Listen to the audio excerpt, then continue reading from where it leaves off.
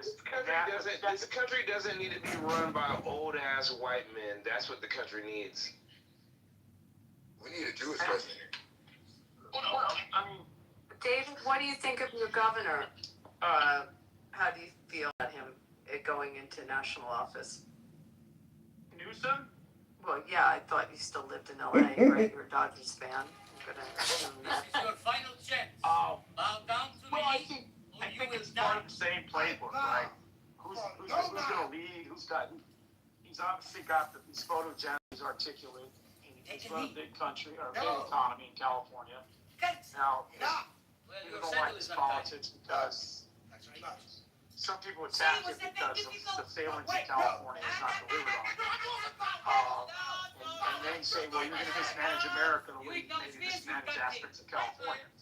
The rail to nowhere, the train to nowhere, the infrastructure, the fire response. You greet like The voting tax. The bloated. Fucking ran California into the fucking ground. There's net migration. He sucks. No, he's terrible. Well, but then again, who are we going to choose then? Then it's not him, who? I mean, I think Josh Shapiro's pretty articulate. He's not going anywhere. Okay, well then that scratched him off. I mean, Merrill said Rahm Emanuel, that was her candidate. I don't think he's going anywhere either. Man's particular I will say he's probably one of the most capable is the fact that his consciousness. but I'm with you. I don't think wrong religion that they won't elect him.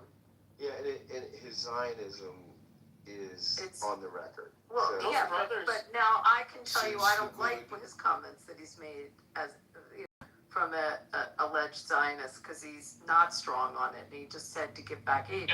So everybody who's contributed in this country on some kind of his own message community will go after those comments. But the point is, he can't. In this climate, there's no way he could get elected, even if he was absolutely hit on every mark as the perfect candidate. I mean, the country's too anti-Semitic to it.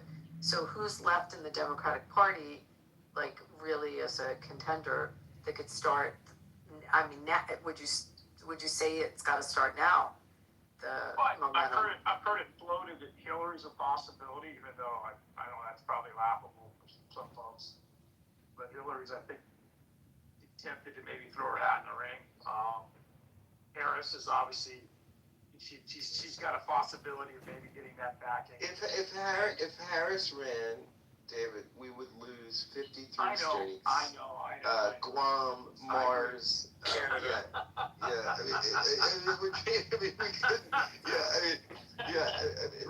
That would be the worst mistake we could ever make. I know, it's probably not going to happen. Yeah. But I think, so I think Newsom's the guy, really. I really do. And I think, but I think... Isn't he in the investigation for fraud by the hundreds of million? Hundreds of million. Well, there's entities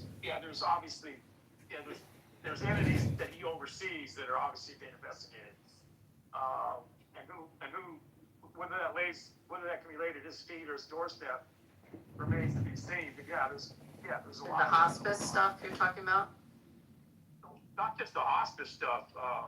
There's that, and then there's the homeless, the homeless audit, the big, massive homeless audit here in Los Angeles that is unearthing, no accountability of where the money went. I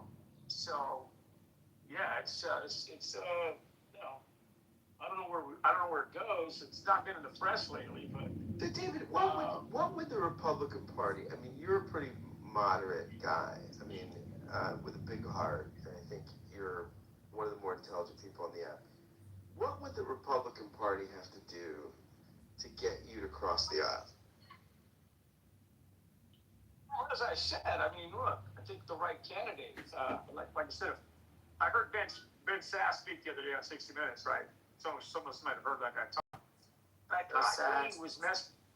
Yeah, he's dying, obviously. So the way the guy speaks and the way he's grounded in his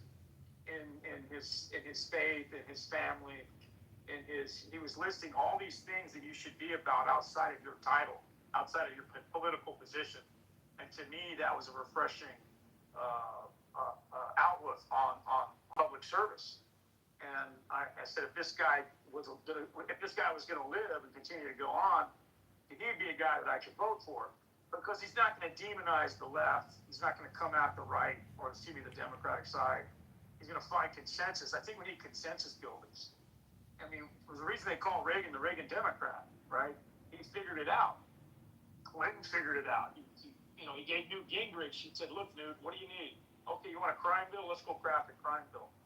He met those guys on every turn. He said, "Look, I know I can't fight you. Let's find a common ground." And that's why he had 8 years absent the Monica Lewinsky debacle. I think he had a fantastic 8 years. Somebody like that, that can work the room and work the country and speak to all sides. Like you said, Scott, we can't have a politician that can't talk to the other side. Otherwise, they're going to lose, right? So I think you got to take care of the French that would be the worst mistake we could ever make. I know, it's probably not going to happen. The nation felt like parts of the nation. But I think Newsom's the guy, really. I really do. But I think What do you have an investigation for fraud by the hundreds of million? Fundamentally, Hundreds of Well, millions, yeah. there's hard right. yeah, there's center right. I think electoral college wise it is, but not population wise. I think population wise, with the big states of California, New York, not Florida, because that's more rightist, Washington, the cities around Chicago, Detroit, a lot of the population is not center right, but where the votes, where the political machinery decides presidential elections, I think that's absolutely accurate. Yeah, so in the aggregate, we're probably center right. Yeah, exactly. Scott, I would say the country is centrist and slow to change by design, conservative by design, in the small c conservative. It doesn't want fast change. So I think that's a personality about our country as well, about the system. Yeah, no, I agree. I mean, there are days where I flip-flop on this. Some days, and Caleb, you know me, I like to nerd out in the 18th century. But there are other days where I think, oh my gosh, let's just basically have a parliamentary system and just, let the winners run the country.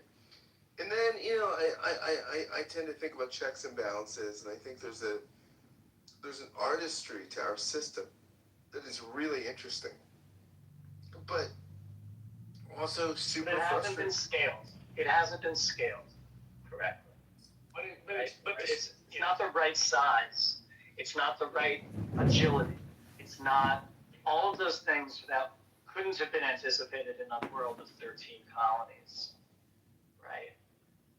50 states, all of the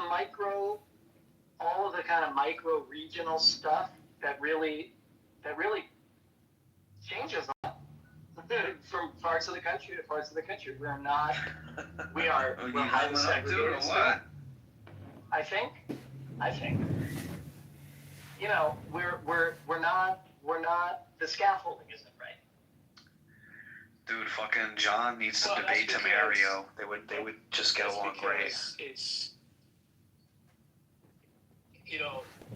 So why can't the Attorney General, Boothurst, file a lawsuit against Briggs Johnson, but shut it down for the Supreme Court? I forgot who it was I was debating in that room of Andrews at one time, where when there's presidential elections, they're not campaigning. that I want to debate that person or somebody with that particular argument, because they're campaigning my in swing argument is states. the That's where the argument, ground game. thing, That's where the but emphasis on the politics. I don't know who John is. I don't know Because what that's the machine. John argues, That's the structure and that so I don't they know. figured out as I don't know. I think John would fuck you up in a debate, man. Because a lot of But voices get that's to remain to be seen. those realities.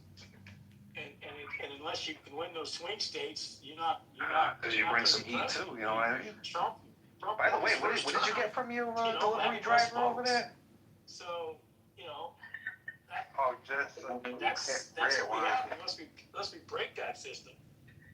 All right, man. What, you pouring yourself a cup right now? That's going to be the, unless you yeah, I'm say actually we on can change a lot my of the second country's glass. state That and was local right about 20 minutes ago, try to so I've drive just been change kind of there. chilling. I mean, But that's I'm from on a national glass agenda two. standpoint, No doubt, man. absolutely what we're dealt with here. I'm also, I'll give you a, because I'm such all an the money that's enigma, spent on the I'm ads also, and the TV and all like that. just, I mean, it's just, just going to I the, don't think our founders being ever meant from the for hood, it to be that costly. whatever, however Even as you rich said as they it, were and back in the how day, I they- explained it. A I'm lot of also, them owned everything. I just rolled a blunt too, so I do do Bro, They never envisioned it. God told me to take the seeds of the earth and grow some shit. So I think we gotta fix that too. Because I'm gonna do yeah, we shouldn't be smoking. Like, there's nothing I'm wrong. doing the same thing. I'm doing the same thing. I'm doing it, alright? Man. So, Yes, sir. yeah, man. Yeah, no, I don't think Citizens United helped either. I mean, I think, but I don't know where we go from here. I mean, I don't know where we move forward. I mean, I don't know. I don't know. I mean, maybe there is a way forward. I just don't see it. Abby, do you see a way forward? I mean, you're somebody that's connected to political circles and things. Do you see a pragmatic way forward where we could heal the divides or no?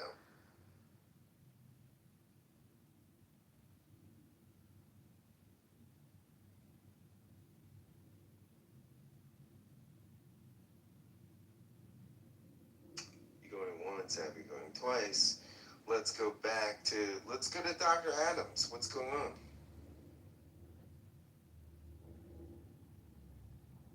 Dr. Adams going once. Let's go to Maria. Maria, do you see a way forward? Pepe, I don't even. Yeah, okay, go ahead.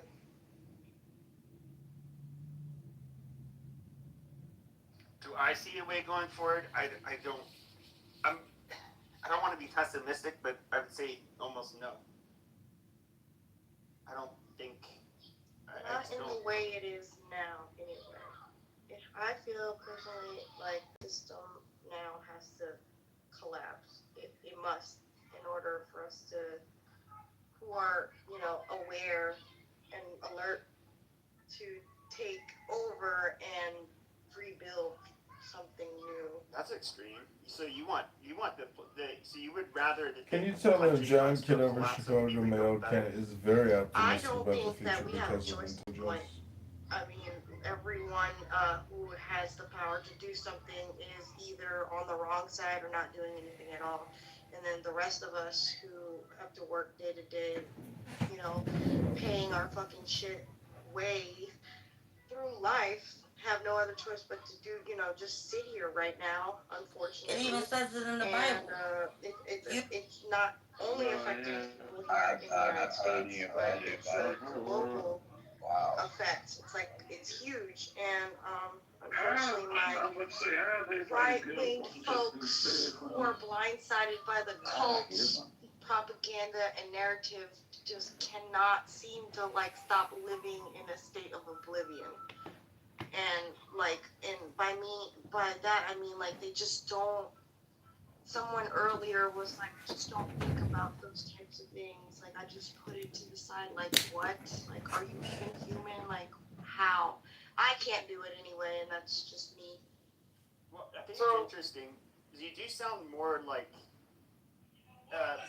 I'll just say, you seem like somebody, you have people kind of on the fringe right, you seem someone kind of on the fringe left, much more. I like to call myself moderate. Really? I live in Louisiana, unfortunately, and I was registered independent, but now I don't associate with any party because the Independent Party of Louisiana was dismantled last year in August, and then of course this stupid shit that the governor just did with the Voters' Right Act stuff, which I kind of get why it was a loss. The language that they used to redistrict the maps was just retarded, and I just wish they would have used better language to propose this decision that they were trying to make. But also, we live in a stupid ass, retarded ass state where people live in a state of oblivion. Like, they just don't care. Like, I work with people every day who don't see how this is affecting me, my family, others around us. They're just like praising Lord Trump, blessed by God. Like, I just, Well, I anyway. think that we'll start moving in a better direction when we reorganize our attitudes towards priorities and towards leisure. I think that that is a good start. I think that a lot of people that displace their grievances on the government as opposed to exercising their own free will to get second and third jobs, where the cost of living is just outpacing their individual input into how they spend their workday. So I think that when we reorganize people's attitudes towards leisures, luxuries, and necessities, I think that we can get more towards a relevant conversation as to who is doing what, who has earned what, who has what, who doesn't, and why. I feel like a lot of that balance really has been ignored for quite some time. And I feel like we need to return back to basics to where people have their own place, they have their own hierarchy of needs, and they have their own hierarchy of allowances based on their individual input as to how they cultivate resources. I mean, the fact that you have people buying $20 million homes in the same areas, are working in OnlyFans, in the same areas as people who have built businesses and enterprises. I just think that that's laughable. And that's certainly not what America stands for. It's absolutely not. Pornographers in this country are making more than doctors. That's crazy to me. So I really, this is one thing that I think is annoying when I hear it from like conservatives. They have like doctrinaire prescriptions for everything. Like, oh, well, just self-reliance and focus on yourself, and while you are where you are. It's like, okay, buddy, that doesn't mean that a house is going to be more fucking affordable even after that third job. And it's extremely fucking tone deaf. And I mean, what is affordable, Pepe? Like, you literally what have is the money to affordable? put down. No. Because there are homes where people have the money to put down. 70%. It's the fact that people want granite counters, they want TikTok homes, they want a bunch of bougie luxury that they quite frankly didn't fucking scale for, and they did not earn.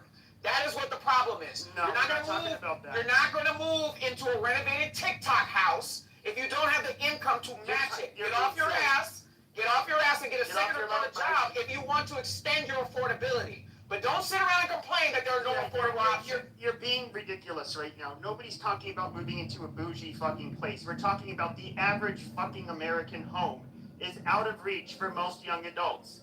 Pepe, don't you think, like, I'm thinking about my parents' generation, that a lot of people, came to the realization that they that's why Levitt towns started to crop up around the country. Different attitudes towards leisure and luxury.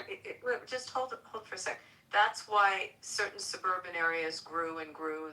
You couldn't live in the area where the mansions were, so new neighborhoods started that were more affordable.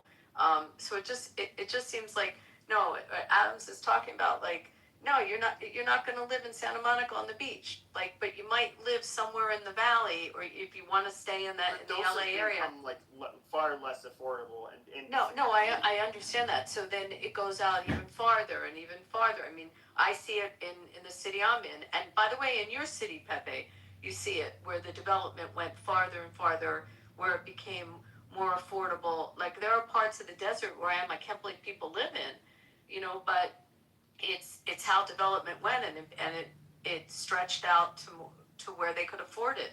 So you're not going to necessarily have the ocean view, but I think my parents' generation, it happened the same way. And I use the Levittown because it's an example of, I don't know what income level you would say that was, middle class or lower middle class at the time when they developed them, but that was the choice. It was lower middle class. That was heavily a part of our curriculum here in the state of California.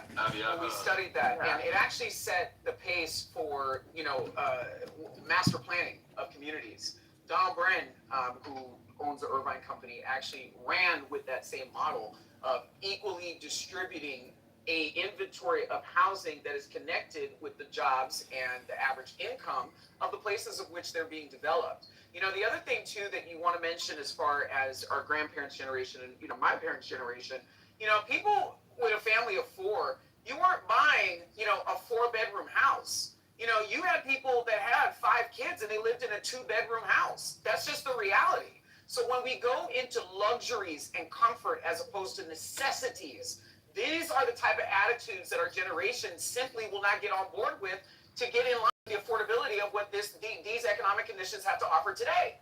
That's So, maybe with Abby, a small Abby, portion real of quick the population, Okay, but you not mind if I most. ask Abby a question? Yeah, okay.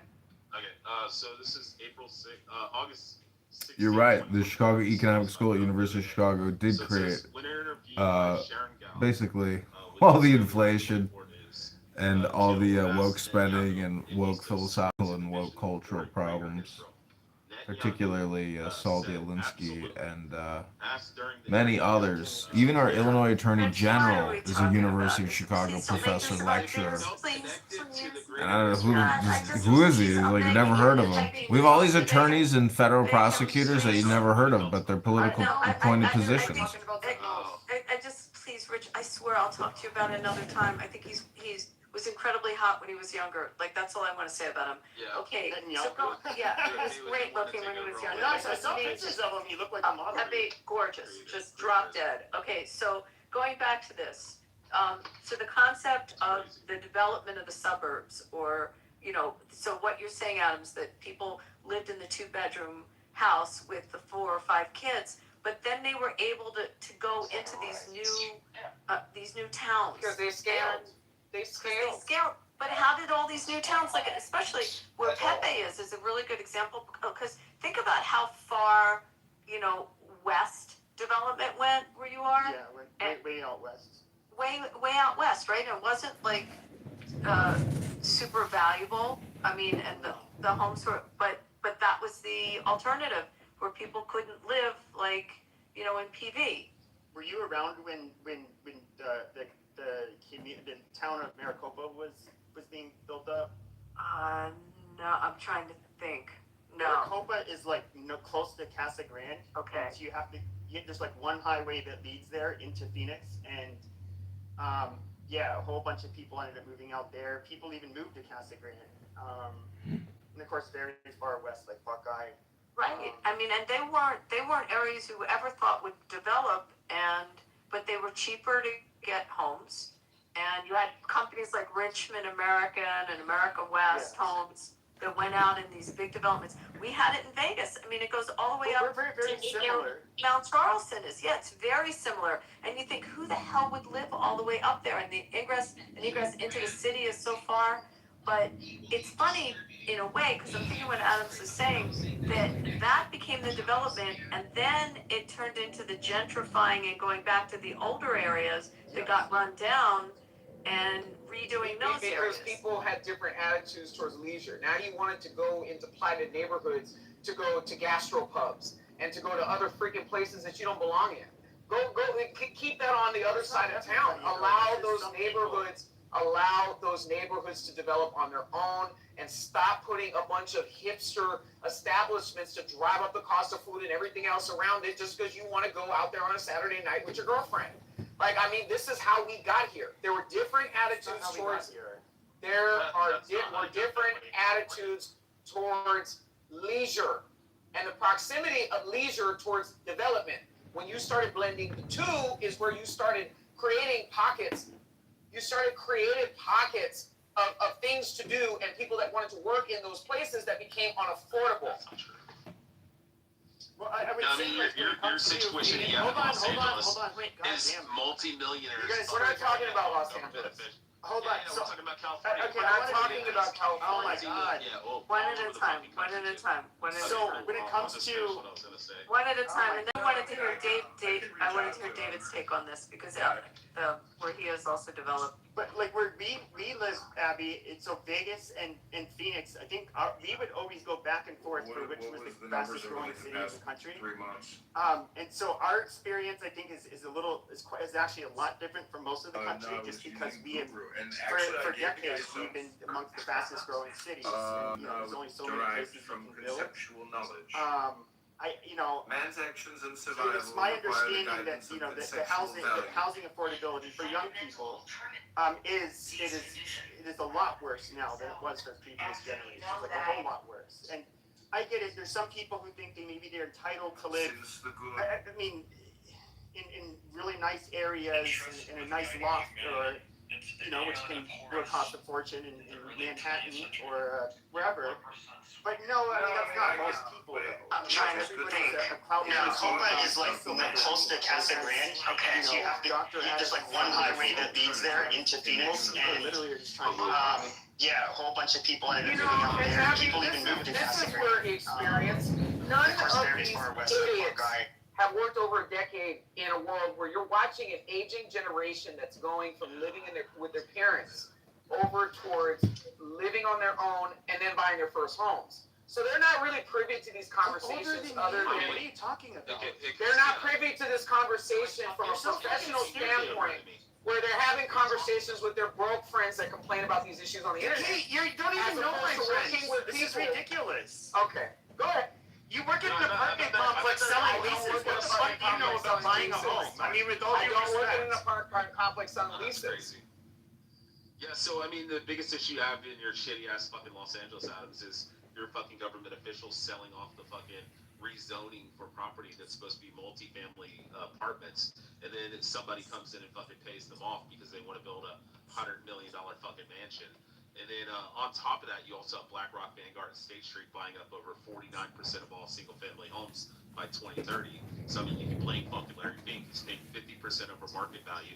He's paying $100 million fucking just BlackRock alone. And one of the most abusive things they started doing is, they started buying up all of the trailer parks where you have pensioners. Which is $5.2 billion a fucking year in single-family homes. But yeah, by 2030, he's going to own 49% of all homes in America. And he's going to create a renter society like they want to do with the 2030 Great Reset through the World Economics Forum. But they've even gone as far, like these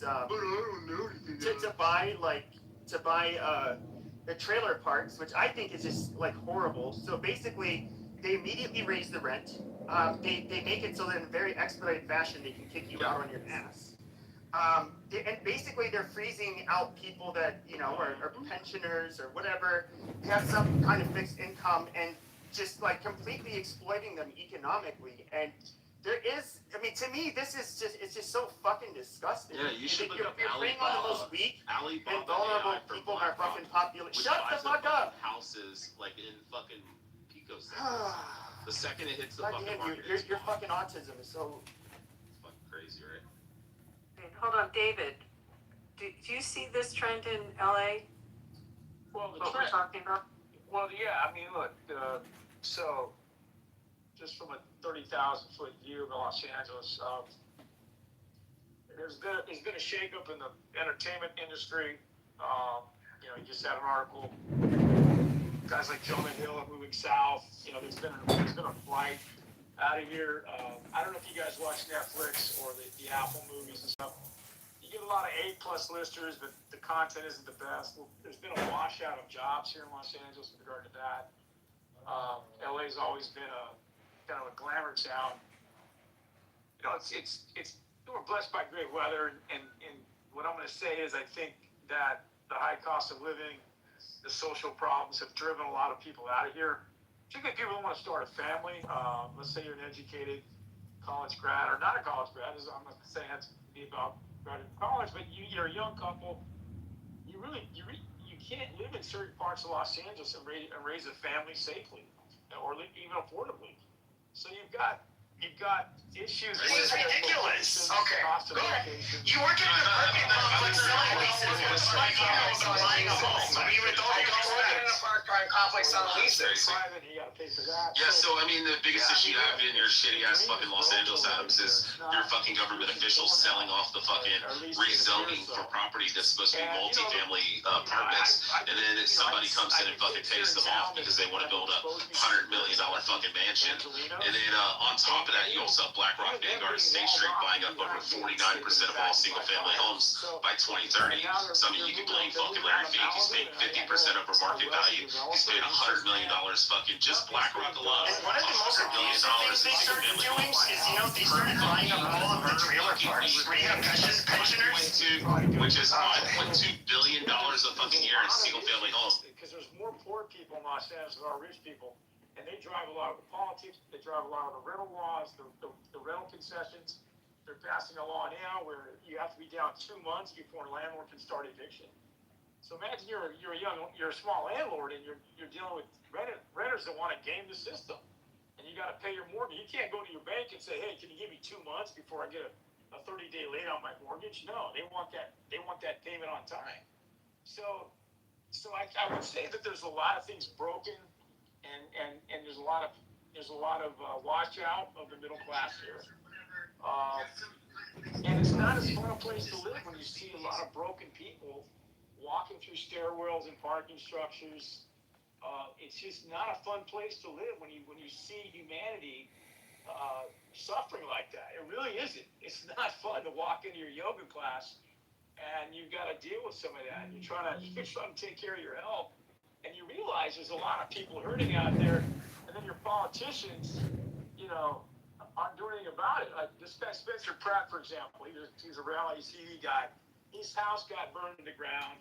He's been living out of a trailer. He's running for mayor of Los Angeles. He just ran an ad on his. He just got backed by Katie Buss, the owner of the Lakers, and he's running an ad saying Mayor Bass is living in a $3 million house while I'm moving in a trailer because I can't get my home rebuilt. So, I think he's coming at the problem as surgically as I've ever seen a candidate expose Los Angeles the way that he has. And he might get the money to win. We'll see. And but LA has always had the same exact policies and programs that have gotten us to where we're at today. And I don't think they're working anymore. As much as I like the Democratic policies because they tend to be a lot more fair and they try to protect the liberty whatever. My dad was an educator, so there's unions. What are you doing? There's things like that don't backstop this country and made everybody kind of prosperous on some level. Well, that's not happening anymore. So I'm asking myself, what can we do to fix things, and what can we do to help people live in Los Angeles get more affordably? And I don't know if there's a lot of easy answers to that. And I just, I'm still around, I'm still living here, but a lot of my friends have moved on and left, and I feel like there's an emptiness to the area now that I've never felt before. And that's saying a lot because LA is such a big place that it's big and it isn't big, if that makes any sense. But anytime anybody's been through here, Venice Beach, some of the Abby mentioned Santa Monica, these places are dying, and they're dying in ways that are businesses going out of long-standing businesses are shutting their doors now. David, and they're making it worse because in Santa Monica now they're trying to turn the promenade into some sort of, just like drunk crawl, where you can just have open containers in public. I mean, it's going to embolden the homeless people.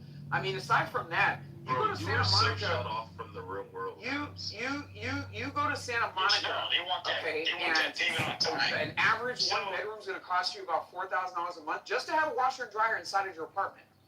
Think about that for a second, David. Like it's gotten out of control. It's gotten absolutely out of control. Well, the leases that these landlords want for these businesses is also washing them out as well.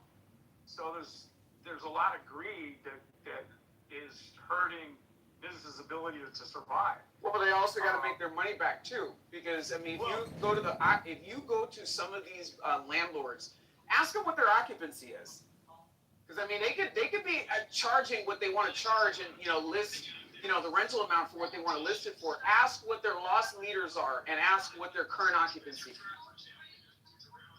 Well, I'm speaking from, I guess, again, standpoint of this business is around for 30 years. Like we had this British pub in Santa Monica called the Channel. It's on the, it's a half a block away from 3rd Street Promenade. It's going out of business. Yep. And what's replacing it is a Taco Bell. Okay. We're going from an iconic restaurant to a Taco Bell. So, and I don't think wealthy Santa Monicans want to spend money at Taco Bell. I don't think they want to go in there and eat that bad food. So who's gonna patronize that Taco Bell? So anyway, long story longer. I mean, yeah, this is a very rich area. And so, huh? Oh, nothing. Sorry. Oh. Patronizing. Anyway, am I patronizing? No. Patronizing is never. Oh yeah, I know what you're saying. Right, exactly. Yeah, so you're gonna live in your multi-million-dollar house. Everything around you is kind of falling apart. So you got to drive in and out of your nice home. And then I don't know if you've been watching the news, but there's been a lot of cases of smash and grab, foreign entities coming into LA, gangs, teams of robbers that are sacking homes. And it's just completely out of control. They're coming up in troops from Guatemala and doing home invasions and then running over the border in Tijuana. This has been going on for quite some time. But I hear you. As far as the Spencer Pratt issue, I'm not voting for him. I'm absolutely not voting for him for a multitude of reasons. One, I don't see any sort of policy plan to address any other issues other than the issues surrounding him rebuilding his house.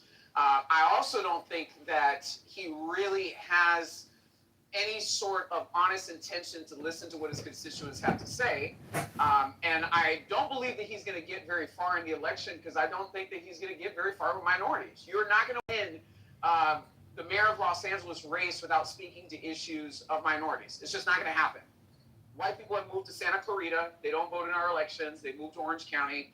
They don't vote in our elections. Most of the people that are dog whistling and, cheering Spencer on are either Hollywood elites, which the good majority of, minorities and otherwise are sick of them altogether, or people that live in Texas. They also got to make their money back too, because if you go to some of these, bring in a certain type of MAGA sentiment that's just not going to play very well, in this election cycle. So I think he's going to lose. Brad, can you imagine being so sheltered that you don't understand how the real world works? And I agree. And it's funny coming from you because you don't seem to have a job now as of late. Now, do you? Because my parents taught me how to operate 4 wheels without crashing into shit being on Clubhouse, and you don't see me. You don't see me jobless on Clubhouse with phony business development, right? While your parents are paying their bills. So, what part of this conversation about California belongs to you? Microbreweries are coming into these affluent neighborhoods and they're having bar crawls. And oh my God, it's like so bad. Like they just want people to walk around. But I'm curious though, Adam, what do you want to see happen, like in California? So, like I heard you speak kind of rather in a not very nice way amongst the, about the homeless people, and I get a lot of them have different issues. But what do you think should happen to them? They need to return back to states like Ridge that, sit and finger point at California. Do you all know that these homeless people, we know that these homeless people do not belong to California. They do not belong to California. So I think that we need to send them back. I think that we need to send them back by zip code to the people on the internet that have the strongest opinion about this issue.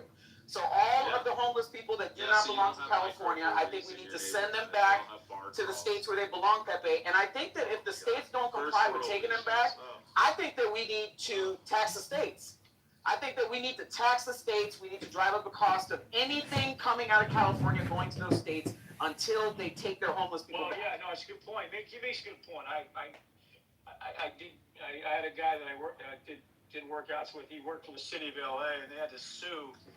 Unfortunately, Abby, this goes to your part of the world a little bit. Had to sue the city of Las Vegas for sending homeless people here. Yeah. there was an incident of that, and now we just lock them up. We have a whole area we lock. No, I'm not. You think I'm joking? We have a whole area we close them in and keep them in an area separate from the strip, and it's constitutionally protected. It's gone all the way to the Supreme Court, and we have ordinances that will arrest them if they're sleeping on the streets. So, everyone, Democrats, Republicans alike, think that the most important thing here is hospitality and not to fuck it up. So that was not a hard ordinance to get through.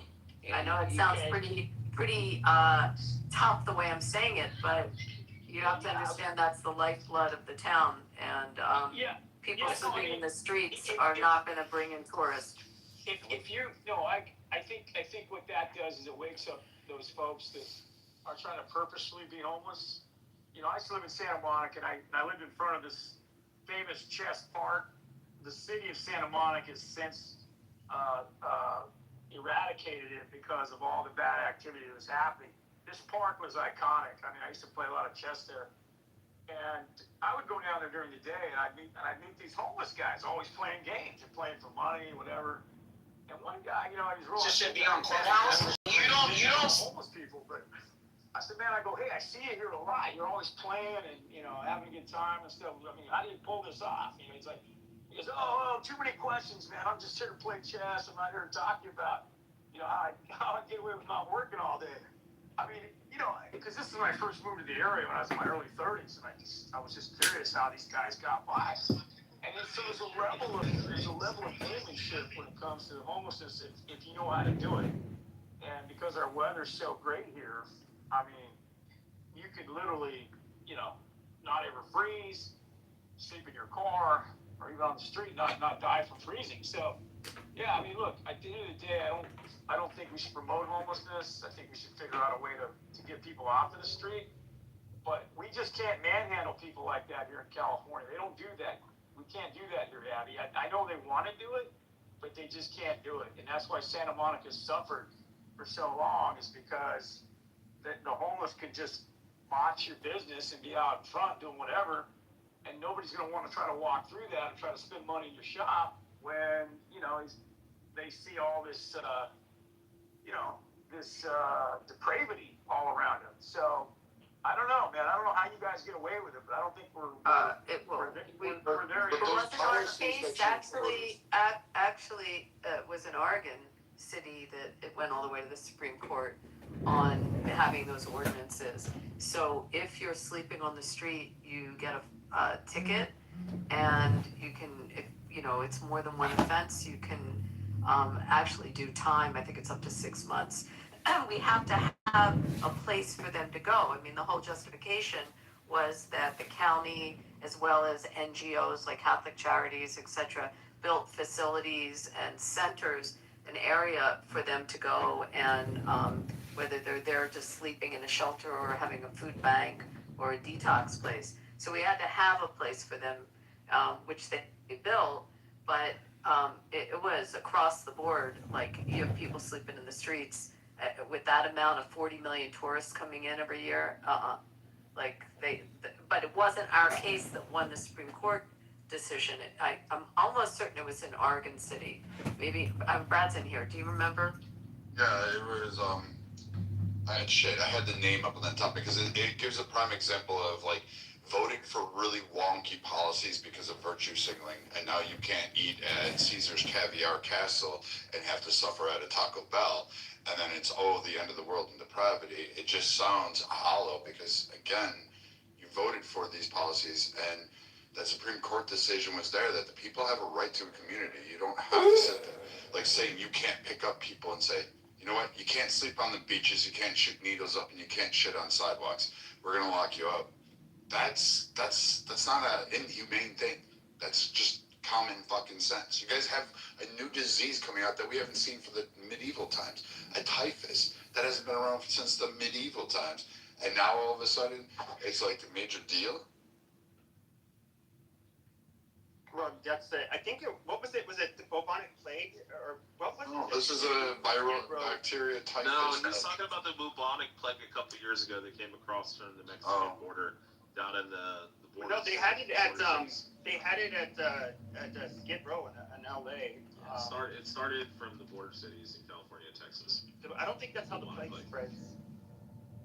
That Great, people because spread it amongst themselves No, as it's they're generally- sick and they come up. This new one is coming from fleas on rats, and it's the same thing that belonged to plague. Yeah, that was the same as the old one. It came from fleas on rats. Yeah, so I mean, there was The somebody problem who is got the. people don't have. I know it's crazy. People End don't of have the fucking day- vaccines for things like See, this. there was And, there's somebody who Central got and it from South a rat American in the. countries. There's somebody who got the bubonic plague like a few months ago in Arizona, This, in northern Arizona. you know, He's from this the crazy bull roundup. So in a wild area. I don't know, man. I don't know how you guys get away. So, but I have to find that case where they sued the city. I didn't know about that one. Yeah, there was. So I do know that the Supreme Court. One of the reasons why homelessness was stymied for so long is because the Ninth Circuit said it was cruel and unusual punishment or something. Unless you can provide housing for the unhoused, they had a right to be on the streets. I think the Supreme Court reversed that. And finally reversed that, which gave the cities the power to do what you're saying in Vegas. Now, Grants California, Pass, that's the case. City of Grants Pass. what case is I that? just found it too. Grant Pass, yeah. Grants Pass, I guess, versus Johnson. Because June. they said it started over a bench in the park, and it was, I think, that's the same case. It started over a bench in the park, and they just arrested the people, and they got tired of it because literally Grants Pass said, no, you're just not going to loiter about and do. You either have to have a home, a place to sleep. They even had shelters. They just weren't staying in the shelters. Yeah, so it was like it's a. So the city of Dana Point, take them for example down in Orange County, where they were able to leverage the removing of homelessness. They invoked the Disabilities Act because the homeless were blocking the sidewalks, and what they did is they leveraged the fact that the disabled couldn't move their wheelchairs up and down the sidewalks, so they used that law as reason to remove their homeless. And they got away with it, and they created an area of the city where they could put them, and that was their strategy to attack their homeless problem. And it's ADA compliance. ADA compliance is a very good strategy. That's a very good strategy. What's going on, David? But that was really smart. I wouldn't have thought of that. I think it's really clever. Really clever. Yeah. Where's But the country going? But the Grant Pass case, I think, is interesting because, again, we still have to have an alternative. I mean, in order to get those ordinances passed, you had to offer shelters and food banks, and but if they're on the street sleeping and they're cited, a couple times, they're going to jail. No, the biggest problem is with them, though. They got drug problems. Yeah, I was about to say, like anybody who's worked with this population, like I have. Yeah. So I know what I'm talking about. Yeah, so it's been Yeah, how are you paying for your cell phone if you're homeless? Yeah, so like one of the biggest problems is that though that. So what? Okay, amazing. When it comes to any facility, even a homeless shelter, they're not going to allow. Shut the fuck up. Dude, you're rude. No, you just want. Why are you talking on? Somebody left the door open. The hood boogers are in. Go ahead, But when it comes to any of the large homeless shelters, which I'm sure you have one there, like big facilities. There's other places set up. They don't allow drugs and alcohol, and even if they can sense that you're intoxicated, they don't allow you to stay there. And then even if they find you a place or something, You don't know what you're talking about, bro. You never been shut the homeless fuck before. up! You never been homeless before, bro. I literally worked with the population of dumbass. Chimps right now. So, and if you can't, depending on if they have disabilities, for example, if you're oh my god, Abby, you have the power. fucking ghetto. They're enjoying I it. mean, this is probably why you're. If you are homeless, this is probably why you have no impulse control. Detroit, Michigan. I'm from Detroit, Michigan, bro. I don't care. I'm the richest black man on earth. All right, he's a troll. Amazing. No, the richest African is Elon Musk. No, he's He's not. the richest African All right, American. yeah, Anyway, Pepe, Pepe, when you saw those big shelters, those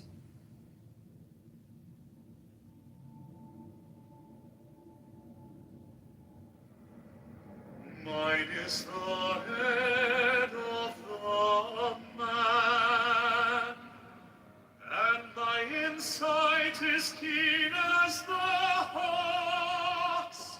By my head I invoke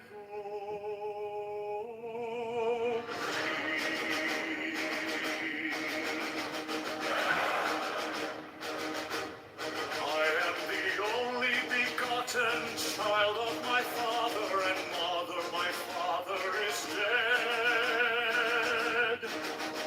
My mother bore me with labor and pain and fear.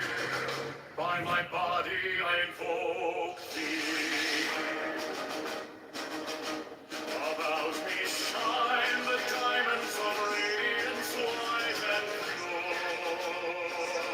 By their brightness I invoke thee.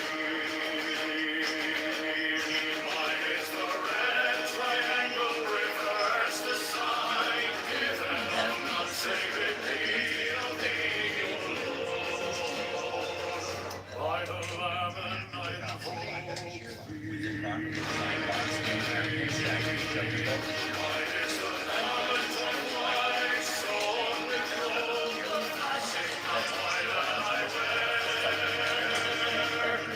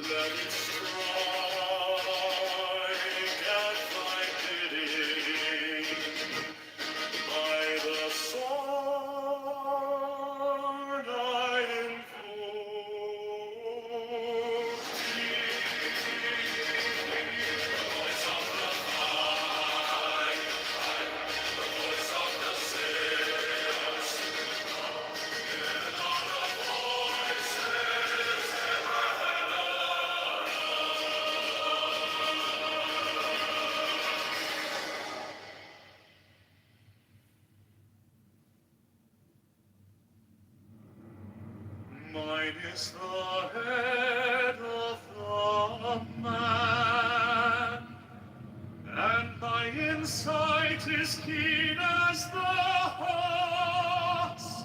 By my head I invoke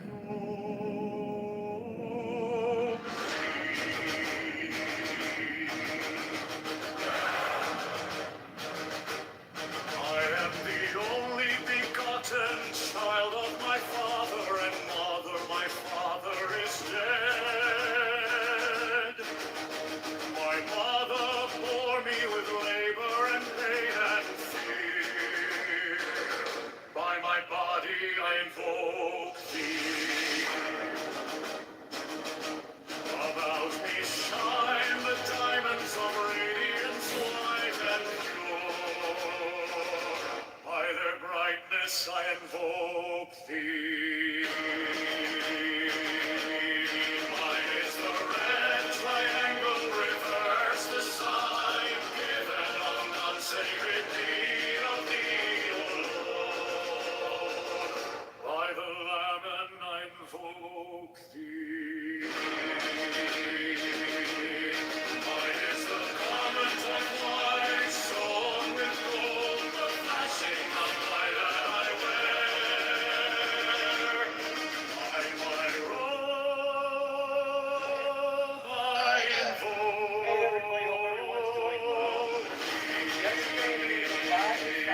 Mine is the sign of the prophets and time. By the sign I invoke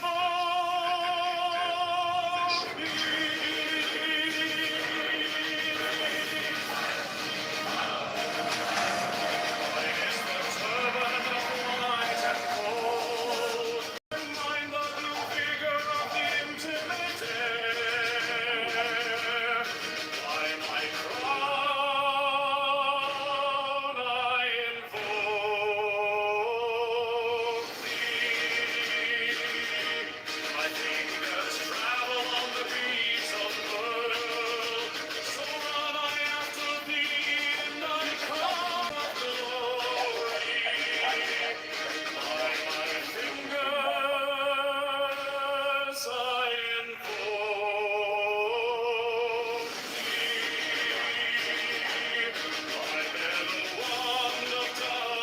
In order to request the following to tell entity versus the seven sacred from the city and still the benefit of the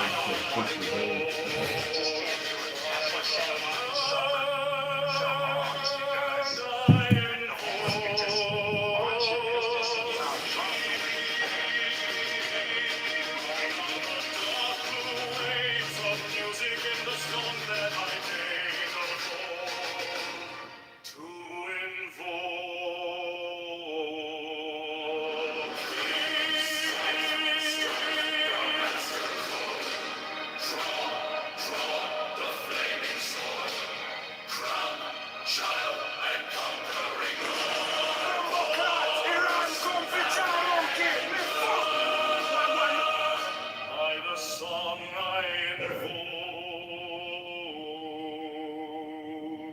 thee. In my hand is thy sword of revenge. When so mass third world immigration into Western countries, and they do it. They kind of do it from both sides. They do it here, but they also fund and help them. They set up charities to basically help them if they want to make the trek up north. All throughout Latin America. And if we're being realistic, like with Catholicism, it is kind of anti-Catholic to not want immigrants because they're different. Like that. I don't know how else to say. I'm obviously.